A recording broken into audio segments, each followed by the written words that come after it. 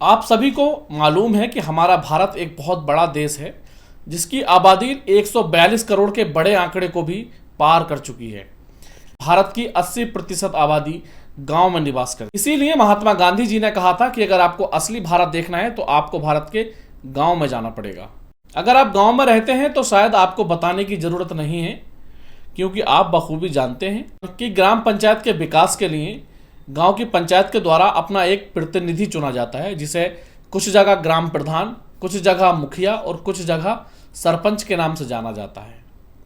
अब से 20-30 साल पहले गांव के सबसे प्रतिष्ठित, सबसे सम्मानित व्यक्ति को गांव का मुखिया चुना जाता था, क्योंकि ऐसा लोगों का मानना था कि किसी प्रतिष्ठित या सम्मानित व्यक्ति या गांव के सबसे भले व्यक्ति को गांव का मुखिया चुनकर गांव का विकास और गांव की बेहतरी के लिए एक अच्छा कार्य करेगा।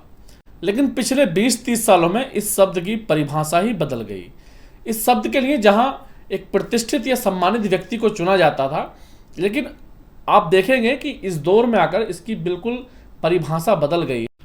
आपने देखा होगा कि जब कोई व्यक्ति गांव का प्रधान बनता है तो कुछ ही दिनों के बाद सबसे पहले वो अपना मकान बनवाना शुरू करता है। वो 2 या 3 मंजिला अपनी बिल्डिंग बनाकर खड़ी कर लेता है।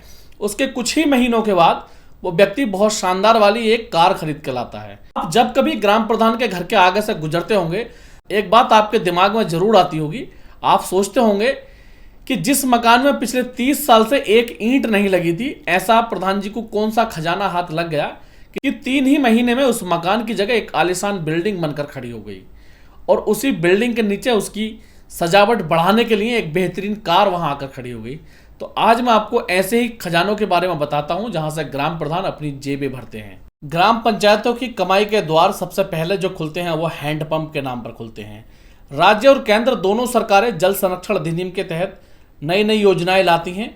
वो चाहते हैं कि देश के हर व्यक्ति को शुद्ध जल मिले। इस पर सरकारें बहुत तेजी से काम कर रही हैं। उसी का फायदा हमारी ग्राम पंचायत के प्रतिनिधि उठाते हैं। गांव में रिवोर कराने के लिए 20 से लेकर 39,000 रुपए तक की पेमेंट सरकार करती है।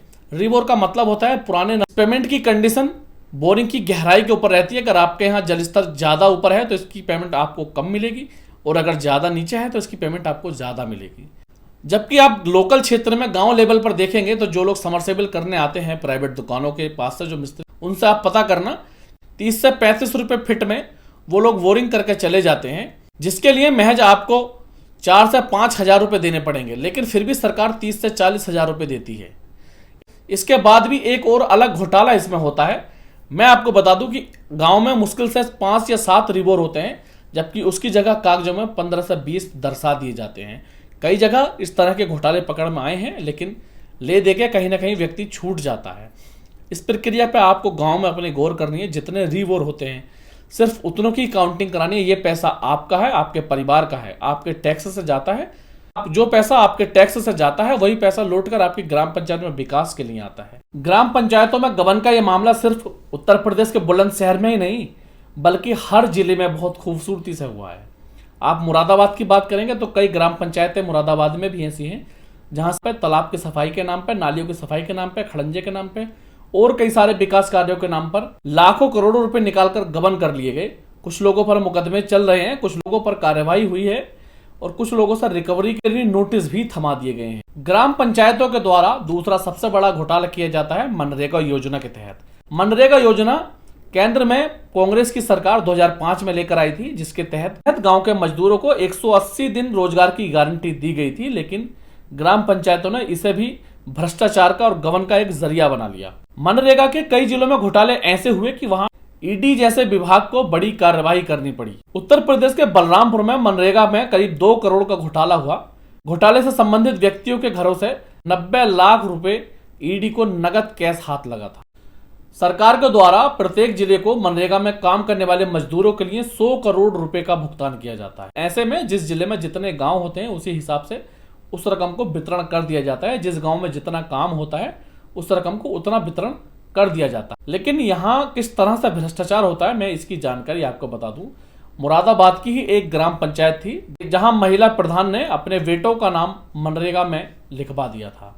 जिस बेटे के पास 2 भट्टे हैं, 4 ट्रैक्टर उसके पास थे, ऐसे में उसके बेटे मनरेगा के मजदूर थे। एक बेटे के खाते से 25,000 रुपए मनरेगा के आए हुए निकलवाए गए। आपने देखा होगा आपके गांव के जो आसपास की बैंकें होती हैं वहां ग्राम प्रधान है, ग्राम प्रधान का एक ना एक व्यक्ति वहां खड़ा हुआ आपको मिलेगा। उसके साथ गांव के 2-4 लोग आपको वहां खड़े हुए दिख जाएंगे। जानते हैं वो क्या करने जाते हैं?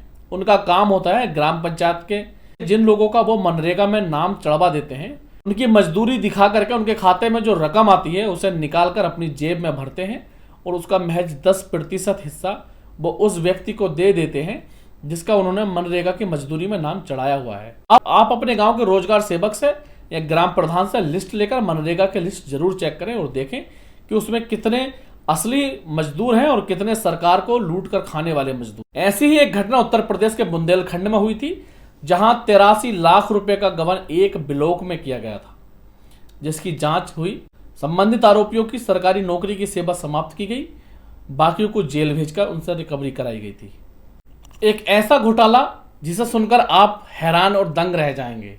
नरौनी ब्लॉक की भबरपुर ग्राम पंचायत में माया देवी नाम की महिला के खाते से 2020 और 21 में 25,000 रुपए निकाले गए, जो मनरेगा में मजदूरी करने के बाद उनके खाते। गांव में किसी ने शिकायत की और जब उस महिला के खाते की जांच की गई तो पता चला कि 2016 में उस महिला का देहांत हो चुका है और ग्राम पंचायत के द्वारा 2016 में ही उस महिला का मृत्यु सर्टिफिकेट जारी कर दिया गया था। लेकिन फिर भी 2016 से 2021 तक लगातार उसकी मनरेगा की मजदूरी चालू रही। अब आप सोचिए कि किस लेवल पर भ्रष्टाचार होता है। ऐसा ही एक घोटाला बस्ती जिले में सामने आया। उसमें लॉकडाउन के दौरान उन लोगों का मनरेगा मजदूरी में नाम लिख दिए गए जो लोग गांव में रहते ही नहीं थे। ऐसे लोगों की संख्या 1 या 2 नहीं थी, पूरे 50 लोगों के नाम ऐसे लिखे गए जो उस ग्राम पंचायत में रहते ही नहीं थे, लेकिन मनरेगा की मजदूरी उनके खाते में बराबर आती थी। एक ऐसा ही घोटाला उत्तर प्रदेश के महाराजगंज में सामने आया था, जहां 1.5 करोड़ रुपए का गबन किया गया था। मनरेगा में मजदूरी और गांव के विकास के नाम पर करीब 1.5 करोड़ रुपए खातों से निकाले गए। मुरादाबाद के छजरेड़ ब्लॉक में एक वाटर कूलर घोटाला हुआ था। यहां मैं आपको बता दूं, वाटर कूलर का मतलब है जो फ्रीजर लगाए जाते हैं जगह जगह, आपने चौराहों पर ये गांव में कहीं लगे हुए देखे होंगे। भले ही उसमें से पानी 1 या 2 महीने निकले, लेकिन लगता जरूर है वो। मुरादाबाद के छजरेड़ ब्लॉक में एक वाटर कूलर खरीदने के लिए 2,48,995 रुपए का भुगतान किया गया। जब सरकारी अधिकारियों को इसकी भनक लगी, सरकारी अधिकारियों ने जब जांच की टीम बनाकर भेजी तो पता चला कि 1,25,000 रुपए में वो वाटर कूलर लगकर तैयार हो गया। ऐसे में अधिकारियों और ग्राम प्रधानों के द्वारा वाटर कूलर कंपनियों को 2 गुनी पेमेंट जारी कर दी गई। ऐसा ही घोटाला मेरठ के खोद में हुआ था, जहां ग्राम पंचायत के द्वारा वाटर कूलर खरीदने के लिए 1,97,000 रुपए का भुगतान किया गया। ठेकेदार को गिरफ्तार करने पर पता चला कि ठेकेदार को महज 51% ही भुगतान किया गया है, बाकी का भुगतान संबंधित लोगों की कमीशन में खर्च हो चुका है। वाटर कूलर यहाँ भी आधे ही दामों का था, लेकिन और लोगों की जेबों का ख्याल रखते हुए उसकी कीमत 1,97,000 रुपए कर दी गई थी। अब जब इतनी जगह घोटाले हो गए तो हमारा मुरादाबाद यहाँ भी पीछे रहने वाला नहीं था। उत्तर प्रदेश सरकार के द्वारा गाँव की पंचायतों में जनसेवा केंद्र खोले गए थे। वहां आने वाले व्यक्तियों के लिए वाटर कूलर की व्यवस्था की जानी थी, इसकी जिम्मेदारी ग्राम पंचायत की थी। ऐसे में ग्राम पंचायत ने यहाँ वाटर कूलर खरीदने के नाम पर करोड़ों रुपए के घोटाले किए थे, जिसका कई बार अखबारों में जिक्र आया।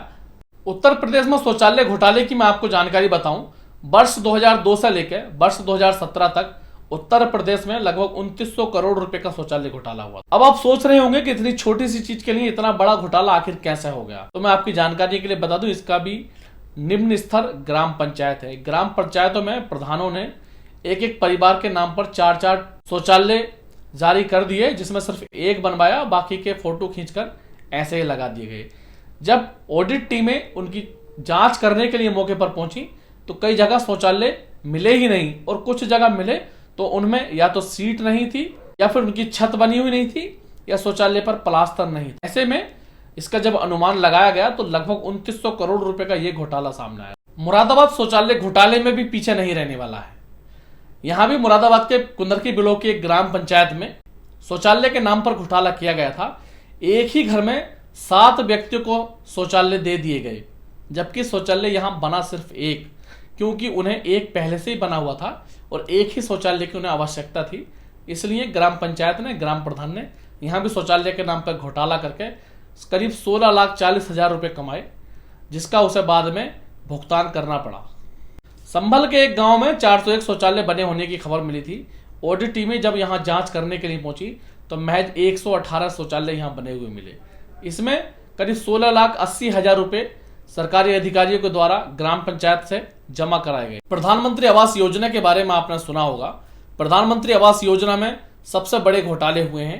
यहाँ आपकी जानकारी के लिए मैं बता दूं कि प्रधानमंत्री आवास योजना के तहत पात्र लोगों को मकान दिए जाते थे, उसमें बिल्कुल उल्टा हुआ। ग्राम प्रधानों के द्वारा अपने समर्थन पक्के मकान होने के बावजूद भी नियमों को ताक में रखते हुए प्रधानमंत्री आवास दे दिए गए।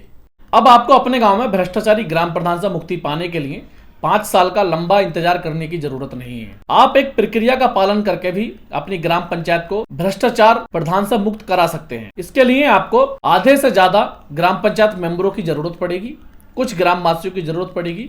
आपको अपने जिले के पंचायती राज अधिकारी के पास जाकर के ग्राम प्रधान के खिलाफ लिखित में एक शिकायत दर्ज करानी पड़ेगी। इसके बाद ग्राम पंचायत राज अधिकारी आपको 15 दिन का समय देंगे और आपके गांव में एक बैठक का प्रस्ताव दिया जाएगा। इसमें शिकायत करने वाले ग्राम पंचायत मेंबरों में से 3 का होना आवश्यक है। अगर आपके लगाए हुए भ्रष्टाचार के आरोप साबित होते हैं तो ग्राम पंचायत के प्रधान को पदमुक्त कर दिया जाए।